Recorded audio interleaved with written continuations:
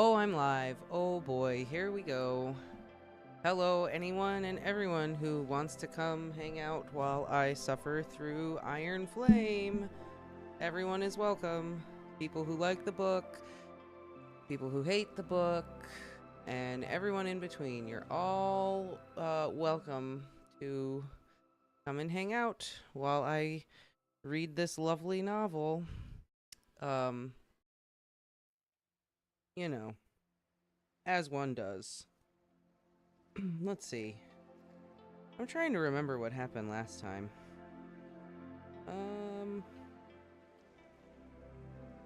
Thaden left. Bunch of people died. We met Liam's sister. We met the king's son. And Violet was being awful. I think that's everything important. I think. Is there anything else? I don't think so. I think that was pretty much everything. Everything that needed to be said for us to continue on in this atrocity of a story. Oh, that's good. Oh, hello, Bobans. I see you in the corner.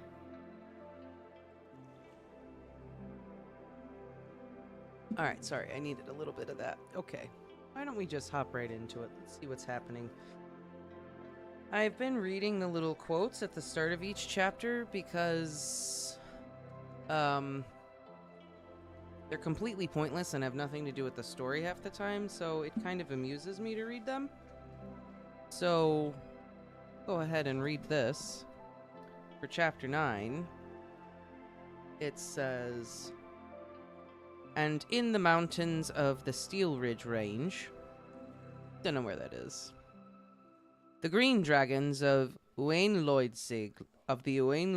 line," don't know if I said that right, sorry if I didn't, "known for their keen intellect and rational countenance, offered their ancestral hatching grounds for the good of dragon kind, and the wards of Nevere were woven by the first sixth at what is now Basgiath War College."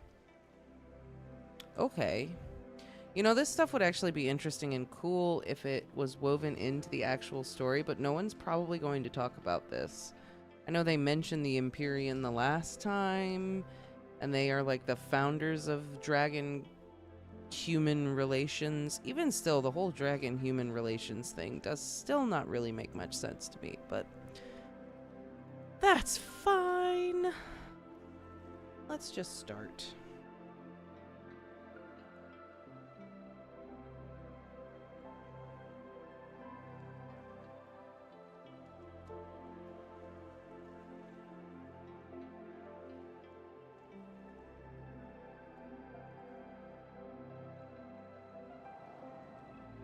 Oh, Violet can't sleep, and when she does, she has nightmares. Terrible. Truly terrible. So unfortunate.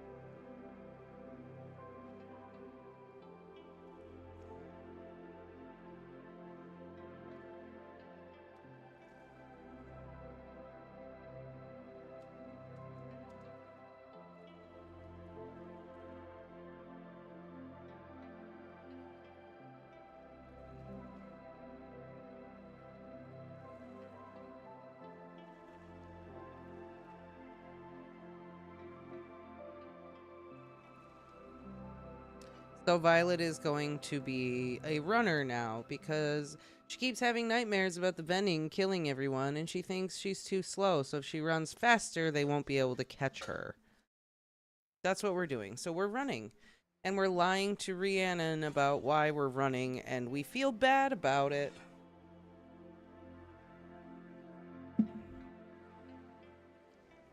Who cares? Oh my god, battle briefs. I forgot that they do this.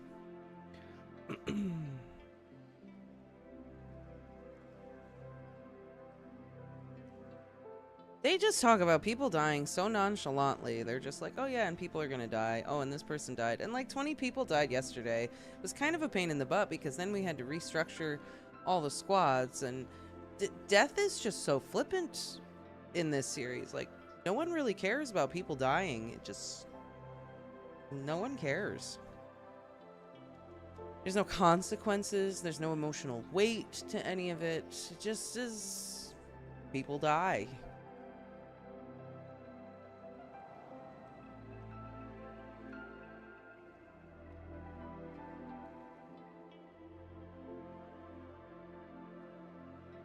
Again, do we use quills or do we use pens?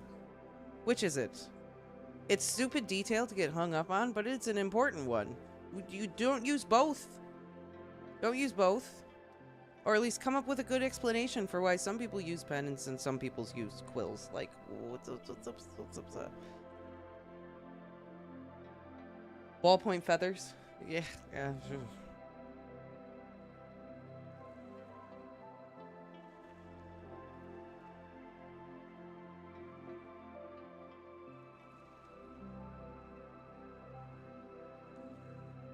Oh, here it is. Here it is.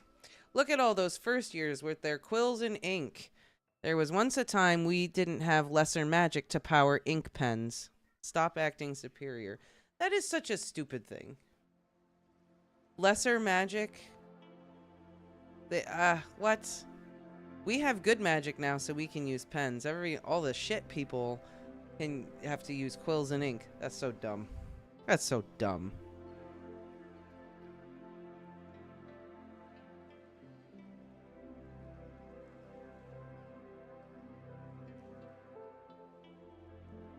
Everyone has perfect skin in this story, I swear to God. This lady's got rich mahogany skin. The last person had golden skin. Everybody's just flawless in this story.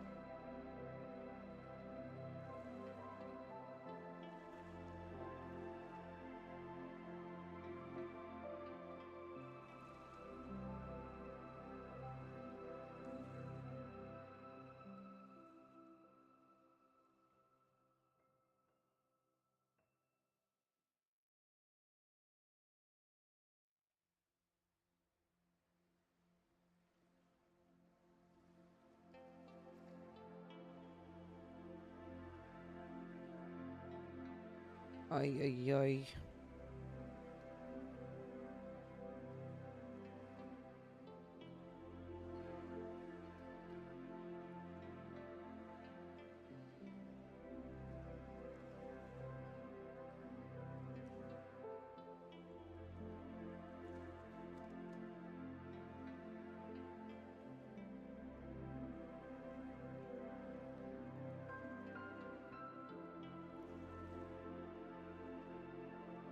Oh my god, she's so angsty. Ay, ay, ay, she is so angsty.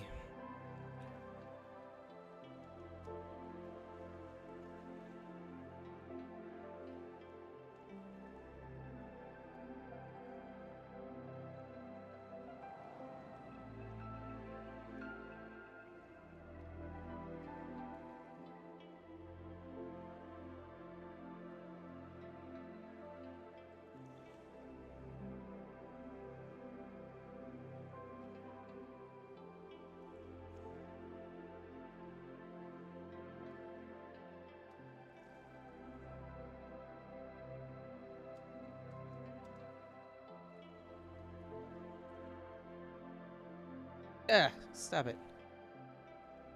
Alright, let's see.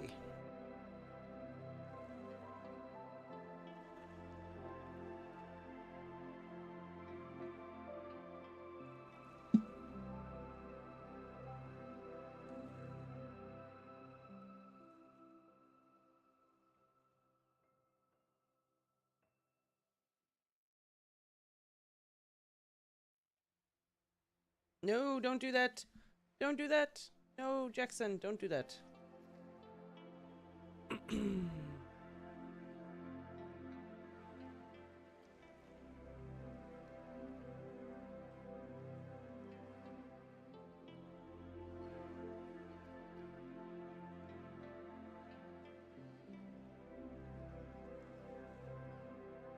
This is the weirdest thing, this whole, like, debriefing thing where they tell them all about the battles to, like, teach them how to, like, I don't know, think critically. It's a very... I don't know. I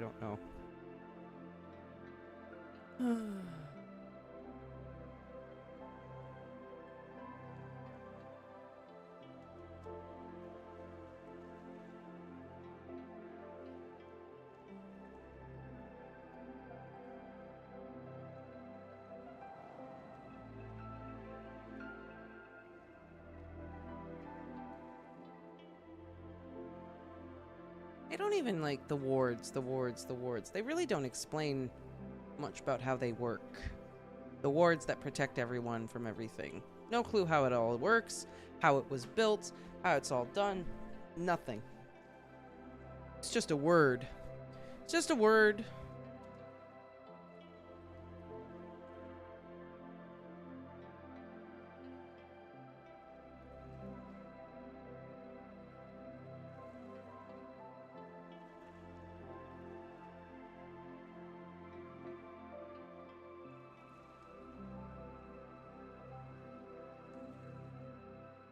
God, so many swear words. And I don't really care about swear words, but my God, there are so many. Just per page, it's so many. She sounds so much like a 14-year-old.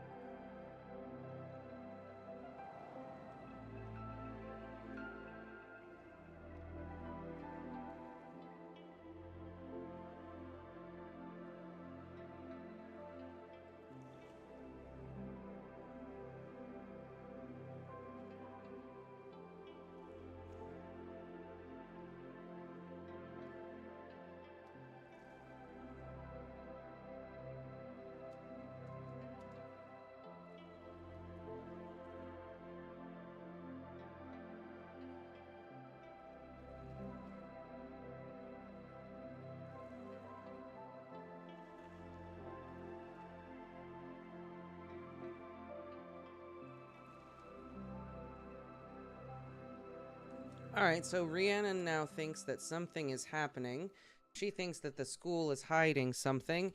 And Violet wants to help. She wants to be a part of the rebellion, even though she's been told several times to act like nothing is going on and whatever. And I just know that she's going to act like a childish brat about the whole thing. And she's just going to whine and complain about how she wants to be a part of it and it's not fair and blah, blah, blah, blah, blah. I can picture it already. This is what's going to happen. Here we go. But Rhiannon thinks something's up. She's suspicious. They're hiding something in the healer's quadrant. Oh boy. What could it be? Oh.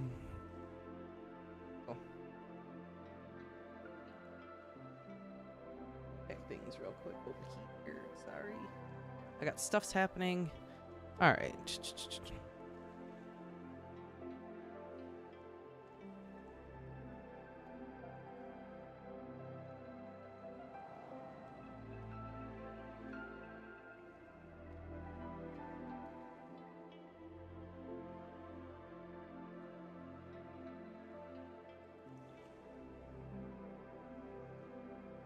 Oh, Violet is shocked that the secrets... She's disappointed that the secrets that she seeks are not found in the first book that she reads. And she's like, I wish something would be easy for once. Girl, shut up. The whole point of this shit is that it's never easy, and you keep pushing and trying anyway. That's the point, isn't it? Ay, ay, ay.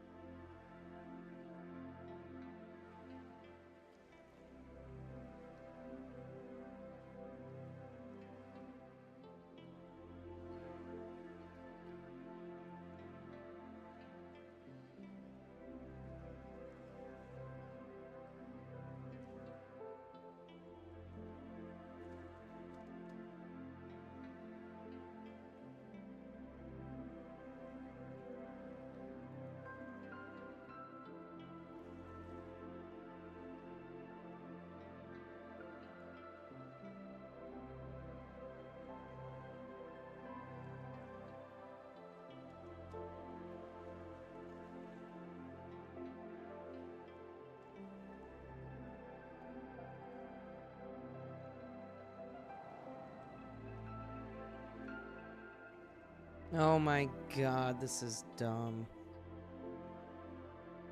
Liam's sister wants to fight Violet because she hates her. Ay, ay, ay.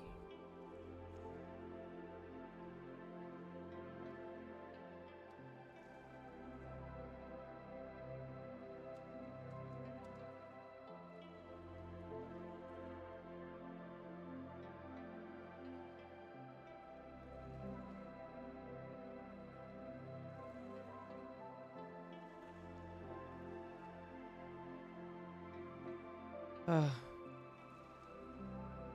I couldn't care less whatever grudge you think you hold against Sorengale, Myri. I know who trained her, and I'm not unleashing her on a first year. Ugh. Remember, Violet's disabled, but she's 100% totally kick-ass.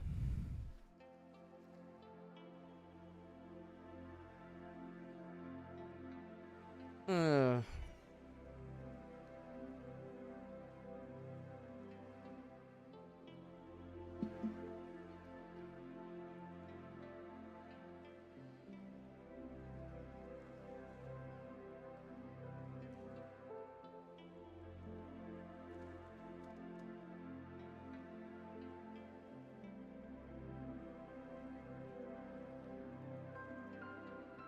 Oh my god. The chapter ends with this big brutish dude saying, "Where's Violet Sorengale?" And the girl Nadine, who means nothing to anyone, says, "I'm Violet Sorengale, see? Look at my hair." And the dude then promptly kills her. Because Violet Sorengale is so weak and so tiny, but everyone wants to kill her all the time. Ay, ay, ay. Oh, and that quote at the beginning? Nothing to do with what happened in the chapter. Are we shocked? No. Nope. Alright. Onward to chapter 10. Page 84-85. Here we go. Let's read the next chapter. Let us do it. Here we go. Here's the quote. It is not unheard of that a candidate enters the Riders Quadrant, having been paid to assassinate a cadet. I'm sorry Mira was targeted, but proud to say she dispatched the threat quickly. You have enemies, General. Official notice from Commandant Panchek to General Soaringale. So do the quotes in the... This one may actually have something to do with what's going on in the chapter, because I'm sure someone has just died again. Let's see what the reaction is. I stare in shock for the length of a heartbeat as the first year drops Nadine's body to the ground. It falls with a sickening thud, her head twisted at an unnatural angle. She's dead. No, not again.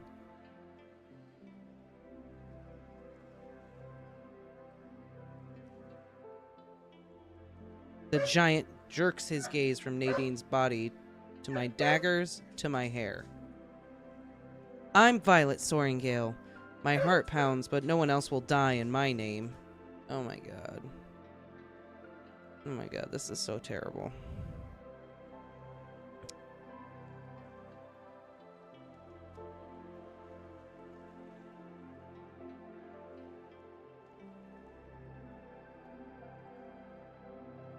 Everybody just is able to just kill everyone. Yeah, the professor, like, that girl just was, like, killed right there, and the professor is just like, oh, darn it. What a bummer.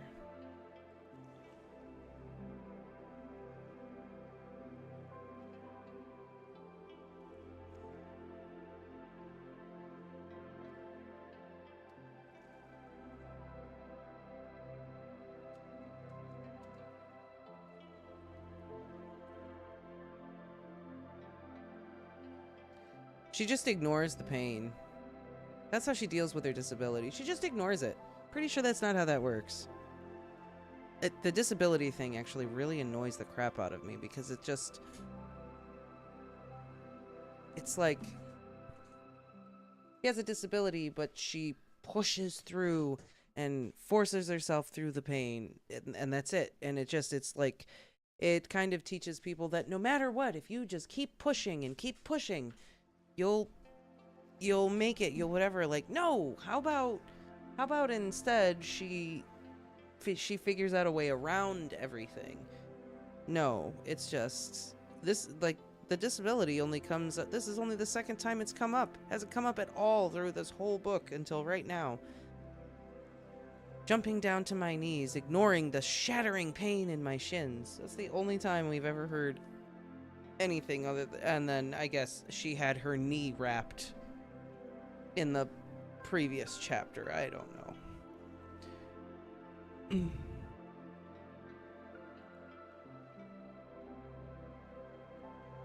And we also have a random F-bomb that's really not necessary. Doesn't aid to anything, just to further reiterate that not only is Violet a badass in her actions, but she's a badass in her words, because she uses big grown-up words like all the time.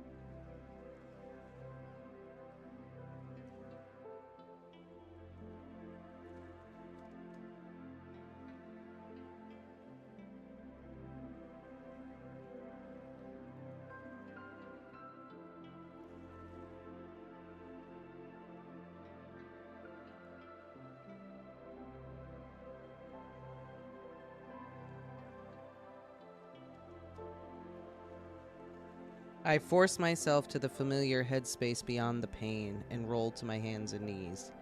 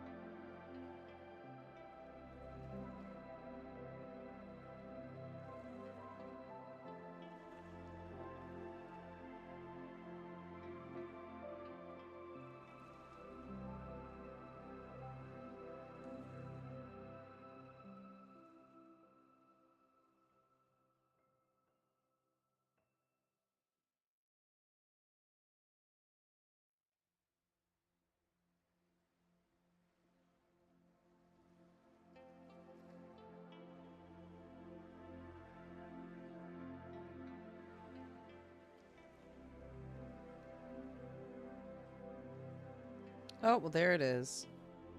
There, the quote actually meant something. Someone did, in fact, try to kill her, because the teacher just said, someone tried to do it to your sister. They're sending a message to your mother.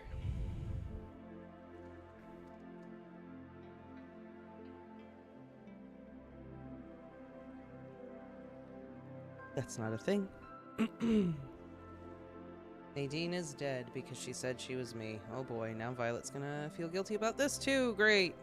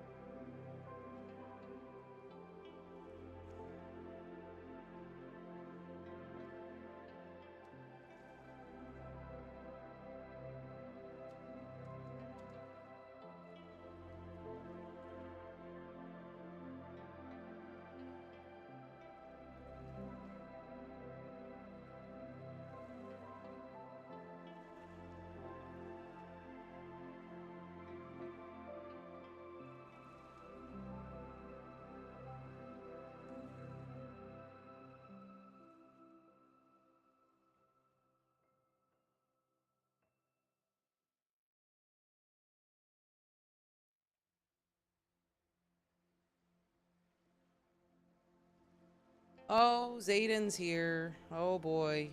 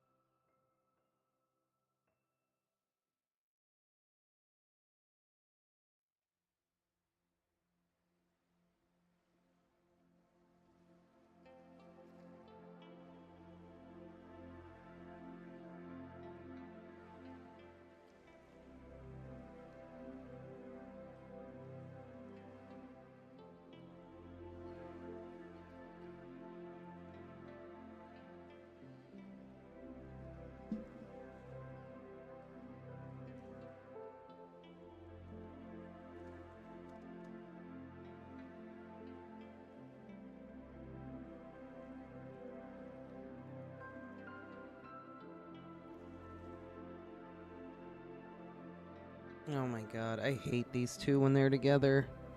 This is the worst.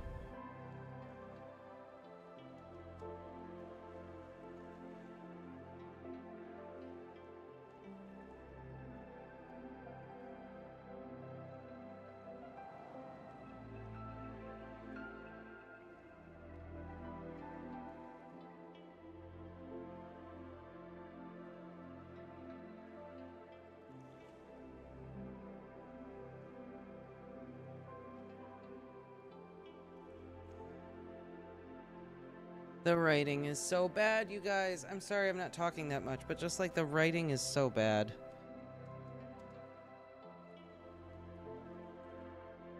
Oh, like hell am I gonna tell him that I want him? He already has too much power over me. Can and should are two different things, I managed to say. My willpower when it comes to Zayden is pure shit. One touch and I'll be back in his arms accepting whatever he deems as enough of the truth instead of the full access I deserve. No need. He's not even doing anything wrong to her.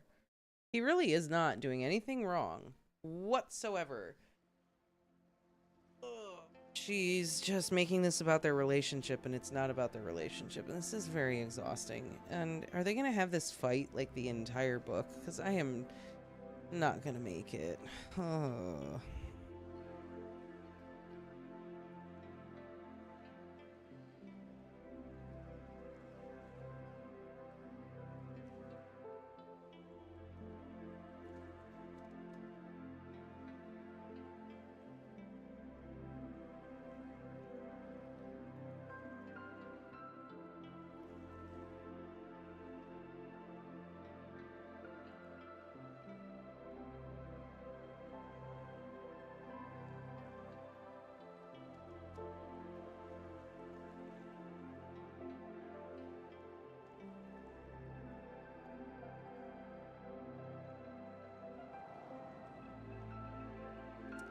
Oh, good evening, Shelby.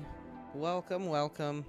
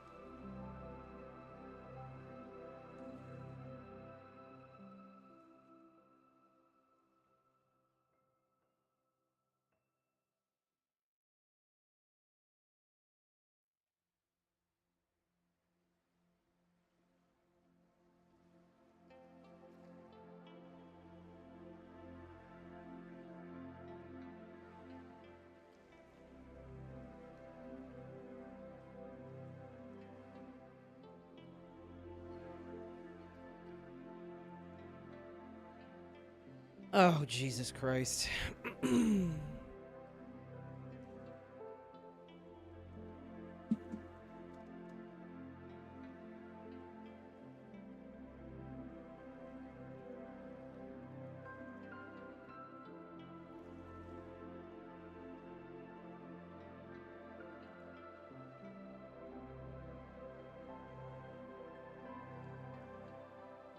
Oh my god. Literally. So he's like soundproofed or protected her room so that she can bring anyone in to her room if she like touches them. She can bring anyone into her room. And Zayden. And she can hear everything that goes on outside, but no one can hear what goes on inside. And then he's getting ready to leave already because they can only see each other like once every fortnight or whatever it is. And so she has to go see him next time. And he gives her directions like, this is where I am, blah, blah, blah. And she says, oh, and it's the same thing. You, me, and anyone you want to bring into your room. And he's like, no. Just you and me. He's like hopelessly devoted to her, and she's kind of treating him like shit, and I'm not really here for it. Not really here for it. But that being said, that we are now on page 94 and chapter 11.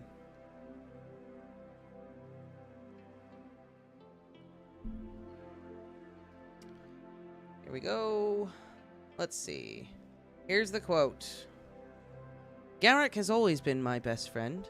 His father was my father's aide, which in a way makes him my Dane, except trustworthy. After Liam, Bodhi was, and still is, the closest thing I have to a brother, perpetually tagging along a step behind. Recovered correspondence of Lieutenant Zayden Royerson to Cadet Violet Soaringale. I can't believe I'm saying this, but Zayden deserves better, man. She sucks.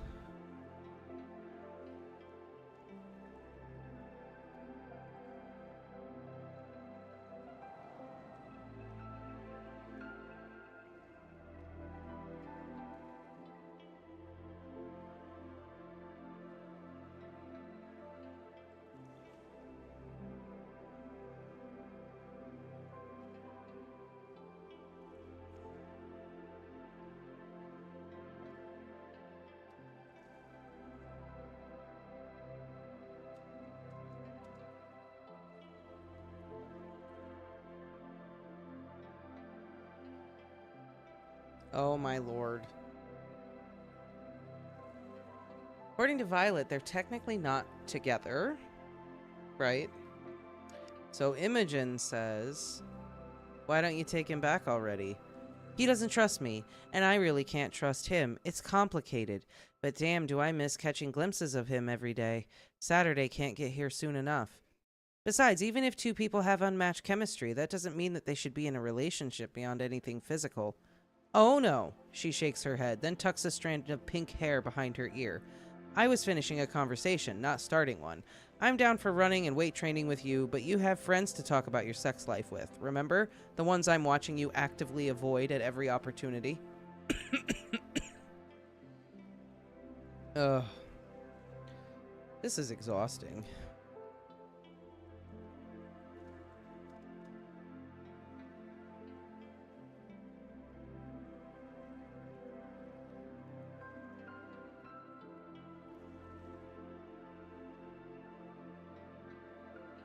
Imogen is basically giving Violet shit because she's not talking to her friends and she's actively avoiding them. And she's like, I'm avoiding them and distancing myself so I don't have to lie to them. Oh my god. This is stupid.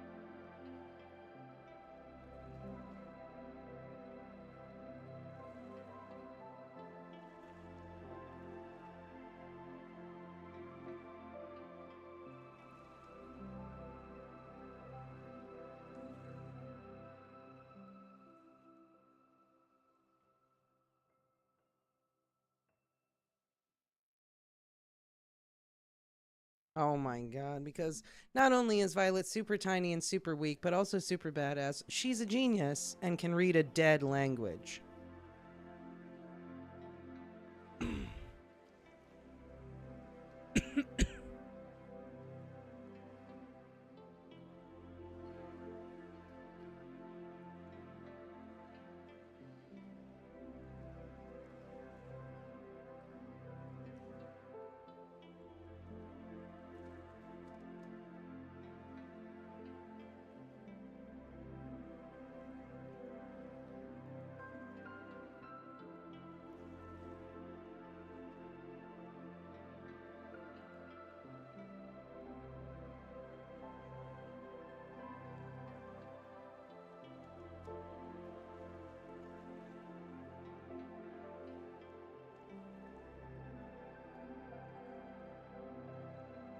Amari? Who's Amari? What in Amari's name? Who is Amari? Is that another god that we've never properly been introduced to?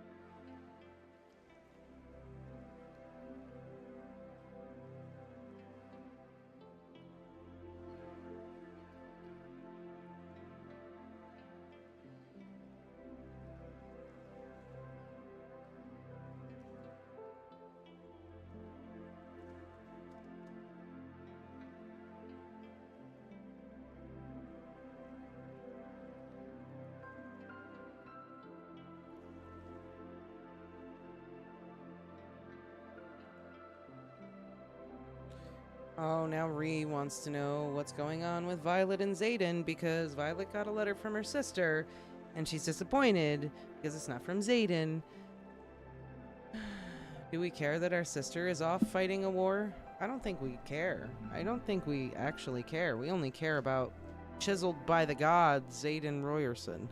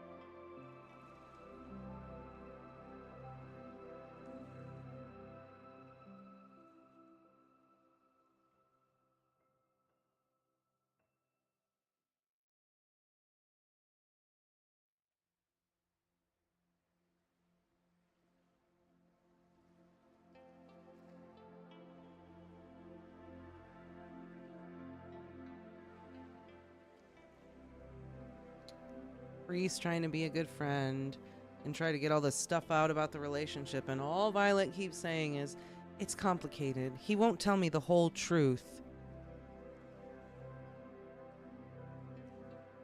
This is so dumb.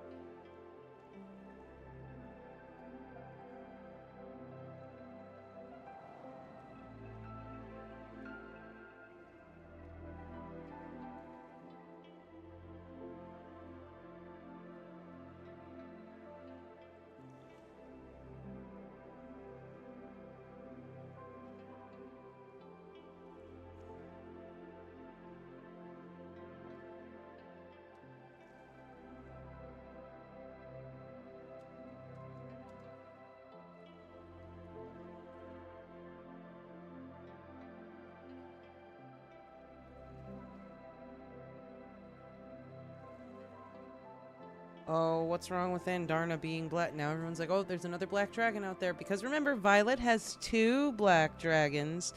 2. Ooh. Because she's such a badass.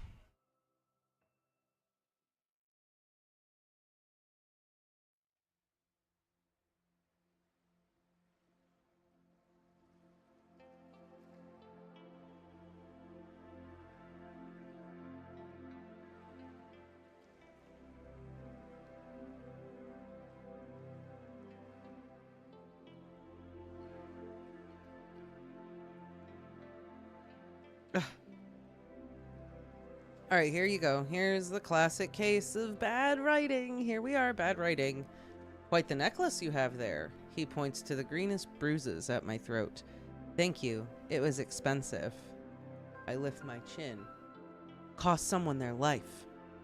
Could have just said, thank you. It was expensive. Could have gotten the other bit from the context of the first bit of the sentence. I don't know. Maybe I'm being overly picky, but I'm just like, you didn't need to put all that there.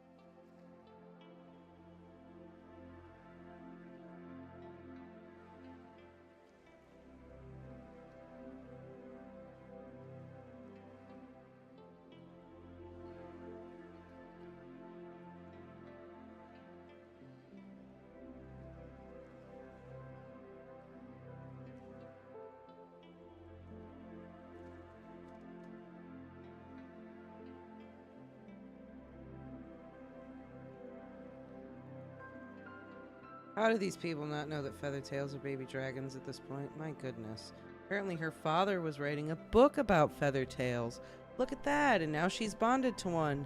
And this major, who is supposedly like the torture guy, is like, isn't that interesting? And she's like, it's just coincidence. And then she's like, is it coincidence? I don't know. Also, like, seriously, all these people treat these dragons so badly. Why don't the dragons just burn these assholes to the ground? I'm not even kidding. Ugh.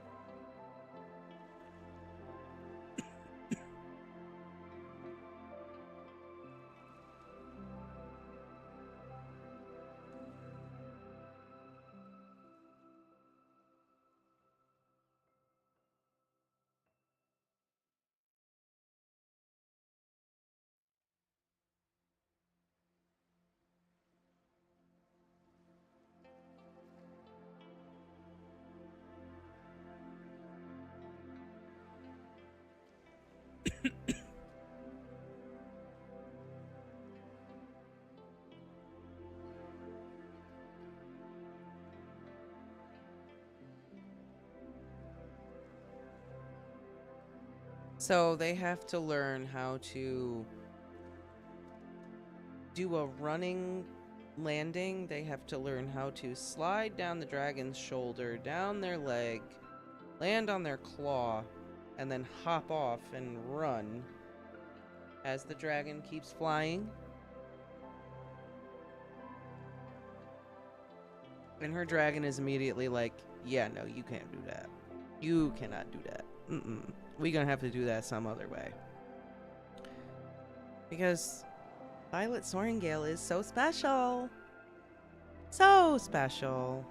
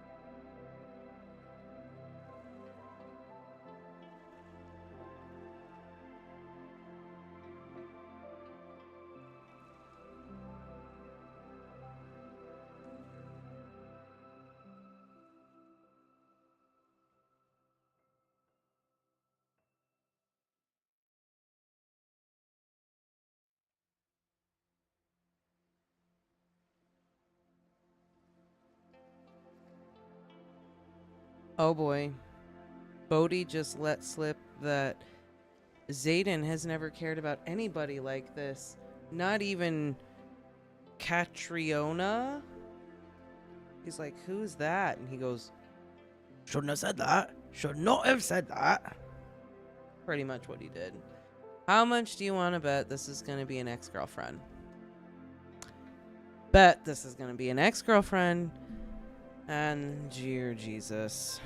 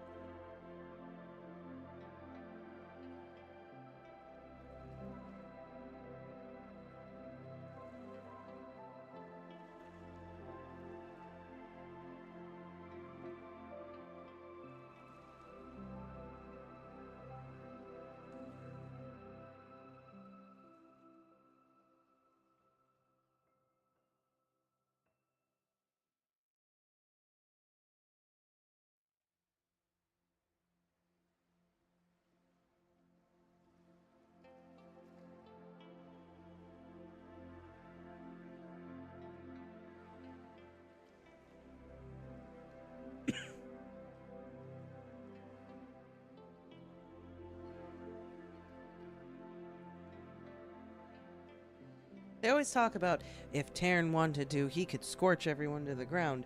Taryn wanted to, he could blah, blah, blah. None of these dragons ever do anything. The one-eyed one is the only time I've ever seen anybody do anything. He just, like, growls and is like a cranky old man all the time. He doesn't ever do anything.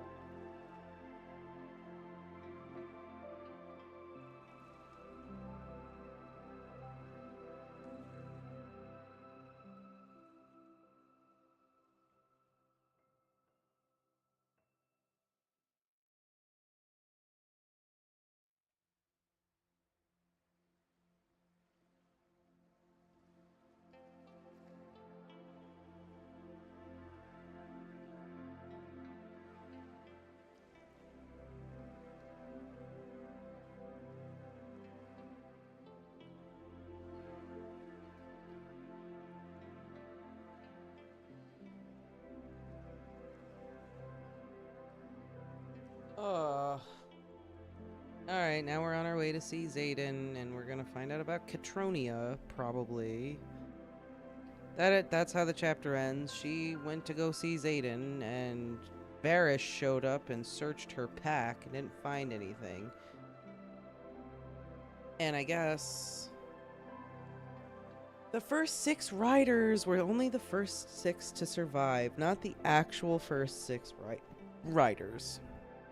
Great. Fantastic. Love it. Wonderful. Ugh. Reading this is so exhausting. Violet is so obnoxious.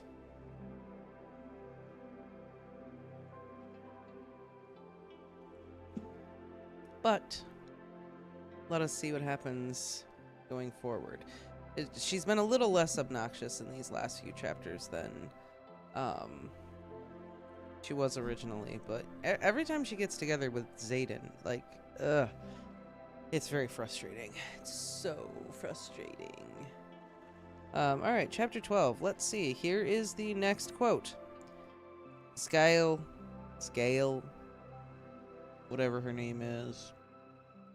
Watch me kill another cadet for bullying Garrick during threshing. She says she chose me for my ruthlessness, but I think I just reminded her of my grandfather. Recovered correspondence of Lieutenant Xaden Royerson to Cadet Violet Soaringale.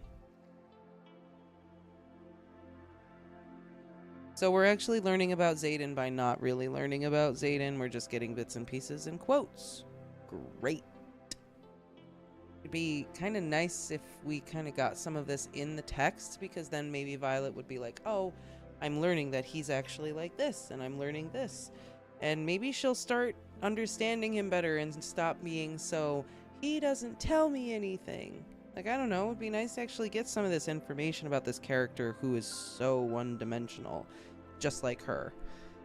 But no, why would they give the reader actual information and give the characters depth within the text? Why would we do that? That's dumb. Why would we do that? He's just word candy. Anyway, chapter 12. Here we go.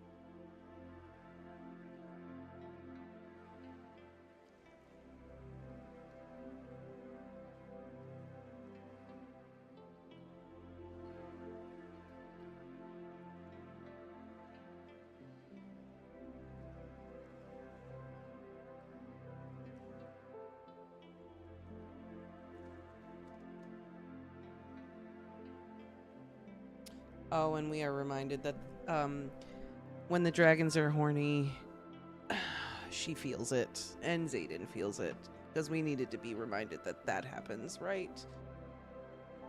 Ugh.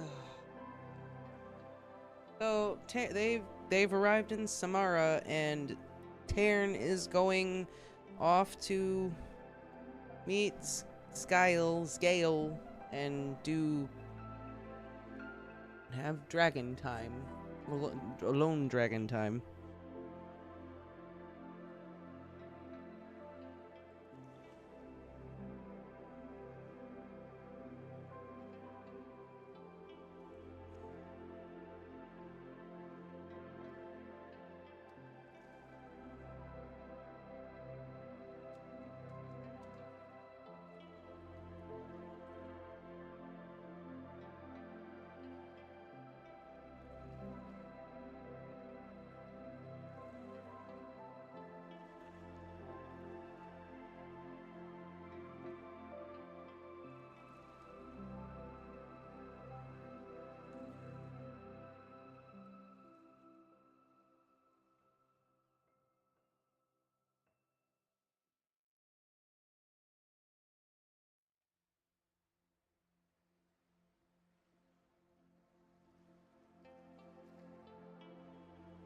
His very large bed. Nope, not thinking about that, she says. Oh my god.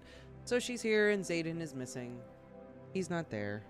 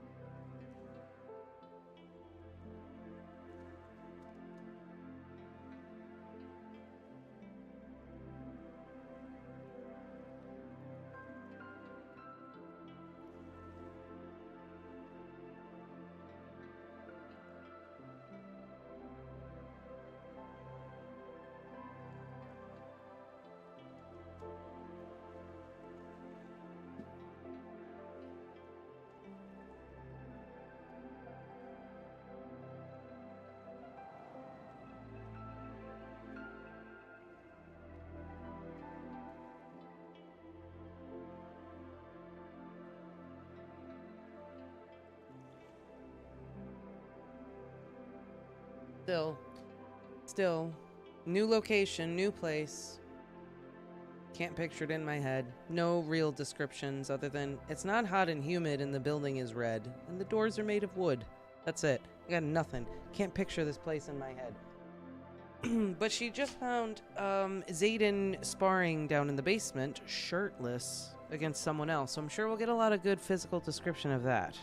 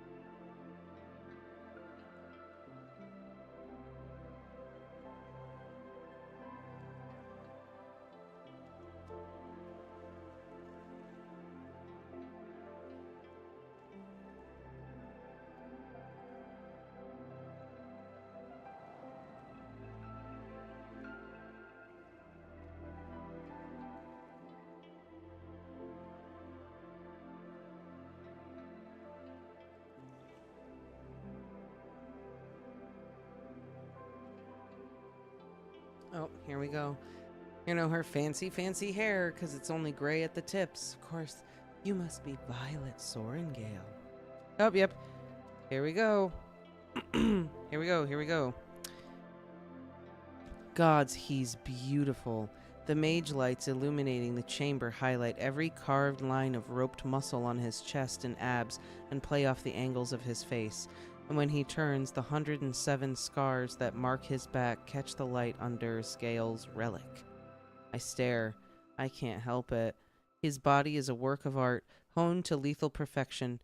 I know every inch of it, and yet I'm still gawking, transfixed, like it's the first time I've seen him half-dressed. This should absolutely not be turning me on, but the way he moves, the lethal grace in each and every calculated strike. Yep, turned on. Maybe it's toxic as hell, but it's pointless to deny that every single part of me is attracted to every facet of Zayden. And it's not just his body. It's everything. Even the darkest parts of him. The parts I know are merciless, willing to annihilate anyone and everyone who stands between him and a goal. Pull me in like a moth to a fucking flame. Am I like a terrible person? Or just not? Am I the only one who sits here and reads this and goes, ew? And I mean, maybe there's something wrong with me that I'm like, you poured that much detail into the physical description of a character who we have already met before multiple times, who we've also seen shirtless multiple times. But you can't give me the description of this physical space that you're occupying so that I can at least picture this outpost in my head? Is there something wrong with me? That I'm like... So I just want more than it's a red building with wooden doors. Is that a crime? Is there something wrong with me? I'm like, dude, I know that Zayden is apparently like the hottest thing ever. I am aware.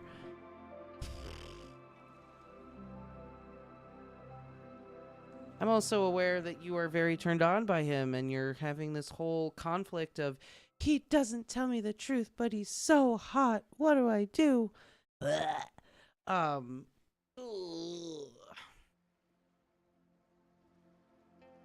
Why can't I just get more descriptions of other things other than Zayden's body?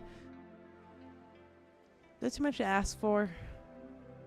Is it really too much to ask for? Am I being weird? Also, like, I don't know, it's just juvenile description, like, I shouldn't be turned on, but I am. I don't know, that sounds like 15-year-old girl speak to me. Does not sound like a 22-year-old woman. Forget all the time that she's not a teenager, that she's supposed to be a woman. I forget that all the time. I keep thinking she's like 16, and then I'm reminded that like she's technically supposed to be a woman. She does not read like one at all. Alright, well, let's see what happens. Is Zayden gonna win his fight or what?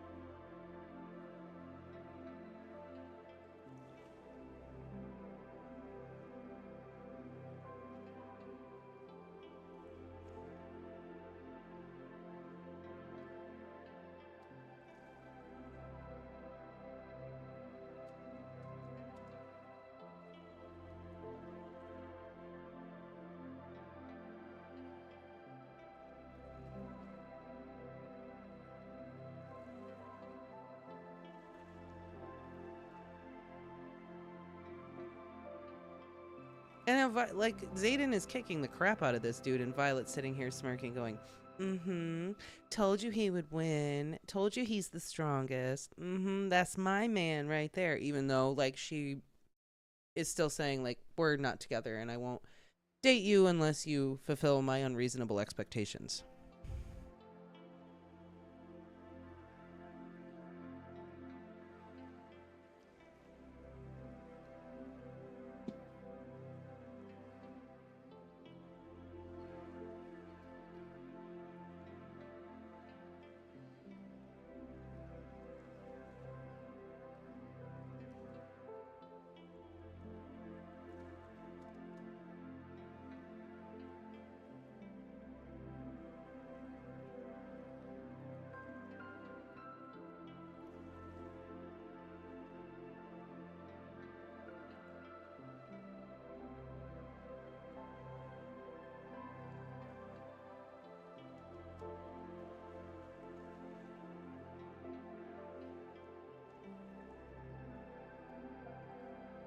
Oh, God. This is so...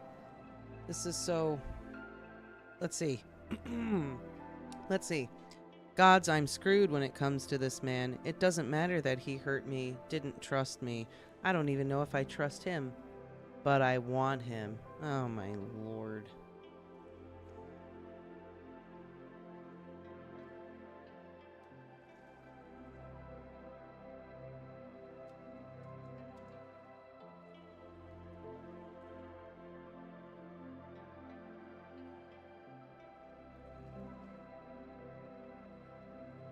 I look forward.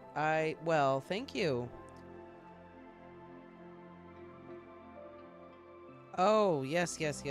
I mean, I'm only gonna go for probably another 15 minutes, so, I, you know, there was a bit at the beginning, it's mostly been, the majority of the complaints are when Violet and Zayden are together, and it's when I really get pissed off and annoyed. But yes, Shelby, thank you for popping in. You have a lovely evening as well.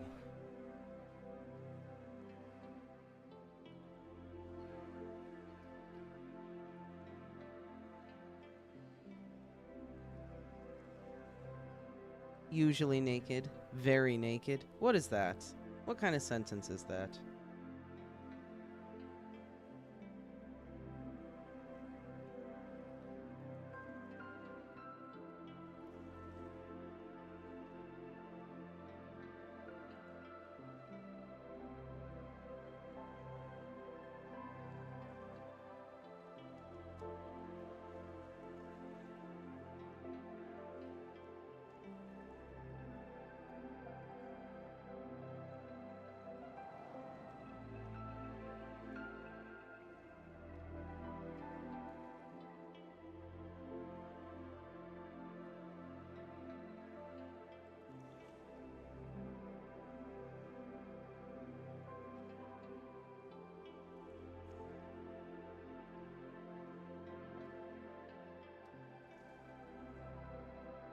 Oh gosh. Here we go. They're gonna make out. Here we go. We're making out.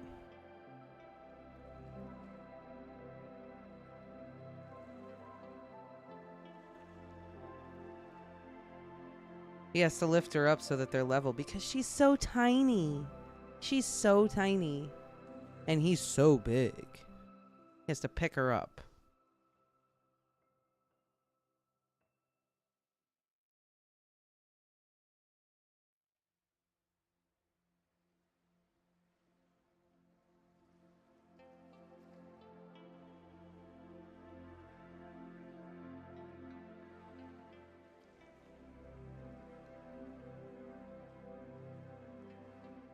Like a moth to a damned flame. She literally said that like a page or two ago.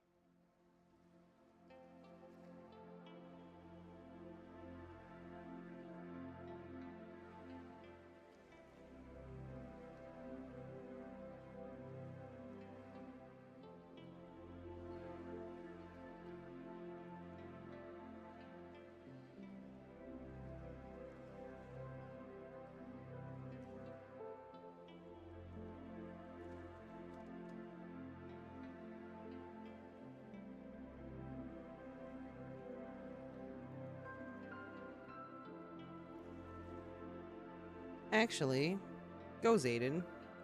100%. 100%. She's being stupid.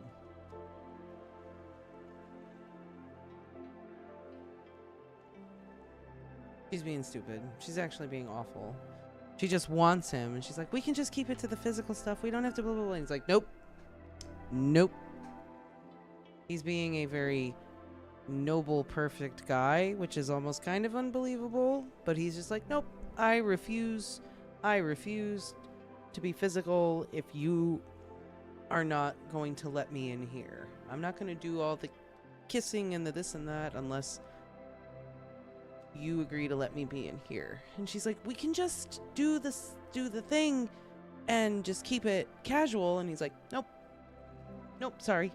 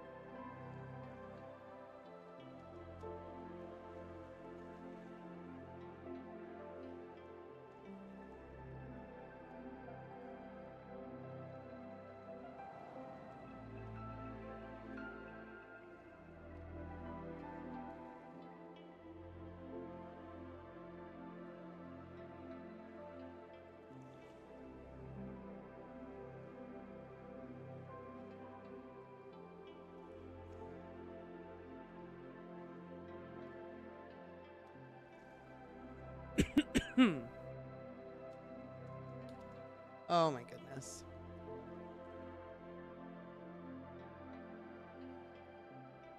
So he literally just said to her that you need to be able to trust me with secrets as well. And she's like, not gonna happen. And he's like, you're gonna trust me. You're gonna do it. We're gonna get there. You're gonna see that it's gonna be okay. And she's like, no, you won't tell me everything. So no. And he's like, bet. I'm gonna work on this and I'm gonna get you to like see what's up. And she's just being terrible and she's like, can't we just like have sex and not be in a relationship? I'm fine with that. And he's like, absolutely not. I want to hear 3 words from you. And she's like, what? What? Like, oh my god. It's kind of exhausting. Violet is so stupid. I hate her. Xaden should just find someone else. She's being terrible.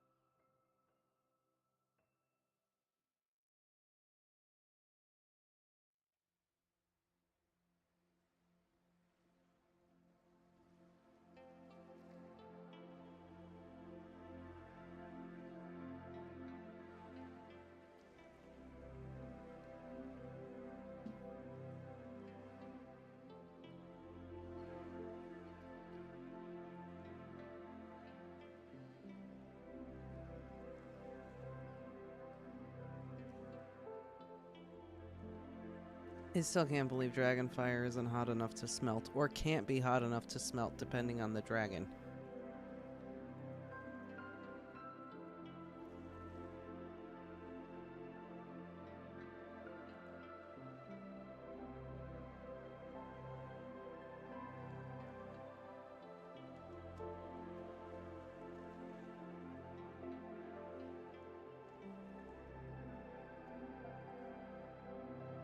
Alright.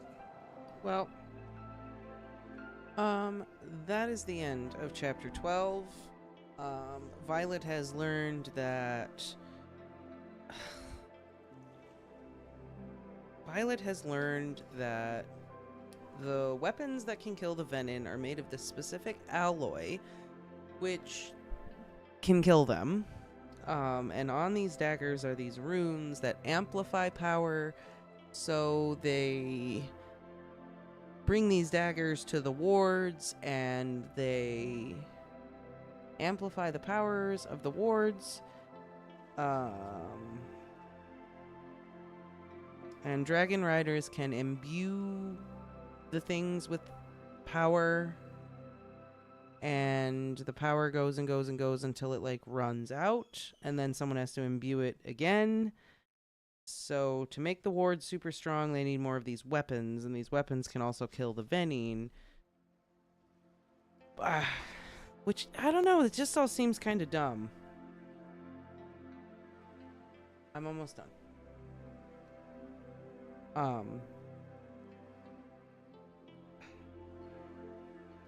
It holds power.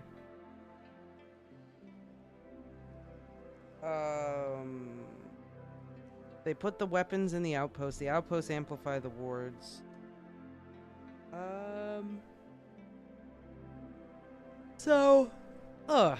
They're trying to forge more of these weapons so that they can kill the Venin, but they need a luminary to amplify the dragon flame. And they don't have one. They need to get one. This sounds dumb. I don't know, I'm just like, okay. The thing is if you had some kind of magic system where this is what you needed to do, and there were such things as imbuing objects with magic, and amplifying magic, and you as a rider have to do that, blah blah blah. What are the consequences? How does that work? No clue. No clue. That's why this whole, like, rune amplifying whatever, we don't know what language the rune is in, and if she's a scribe expert and knows all these languages, how does she not know, oh, that's a blah blah blah.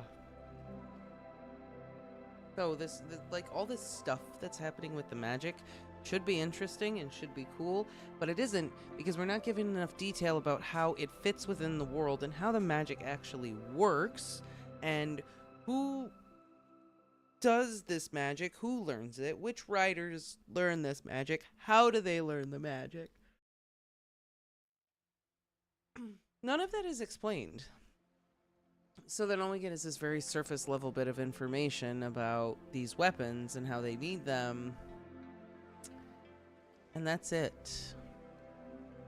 So that's crappy, and it sucks, because, like, I can't be invested in any of this if I don't, like,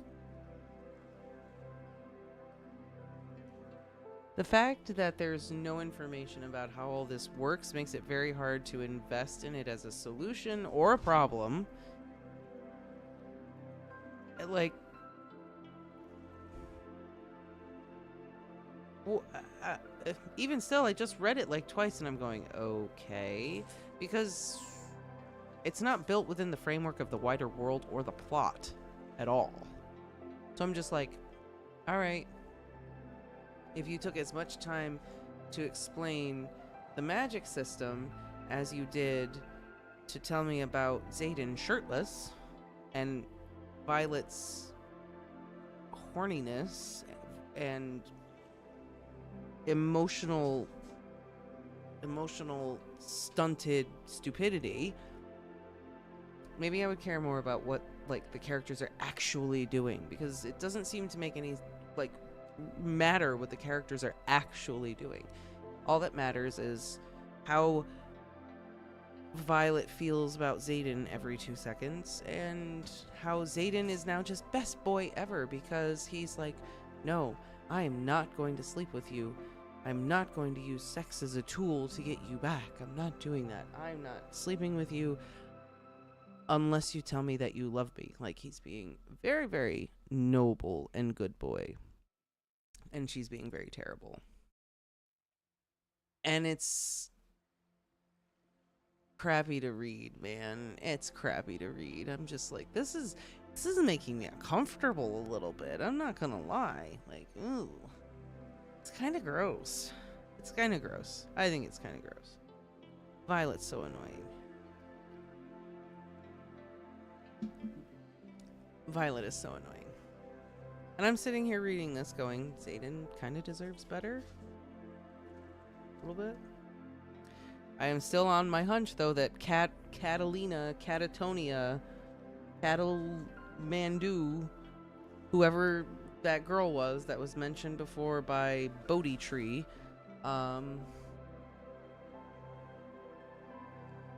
that's an ex-girlfriend. And then Violet's gonna find out about Kathmandu, Catalina, whatever. Find out that's an ex-girlfriend. And then, oh boy, the whole I can't trust Xaden thing is gonna start all over again. And it's gonna be this whole huge thing about why didn't you tell me, and yada yada yada. And I can't wait for that because she's already behaving monstrously. So why not throw in toxic, jealous girlfriend into the mix as well? I don't know. She's just like objectifying him, which we don't like it when men do that to women, and she's very clearly doing that to him. And it's gross, and I don't like it. So yeah, I think that's where I'm gonna stop for today. We are officially past 100 pages. We are leaving off on page 122 of how many pages is this book? Oh my god, 623 pages. So literally I have exactly 500 pages left to read. Oh my lord. Look at that. Look at all that. This is how much we have left to go. Lordy Lou.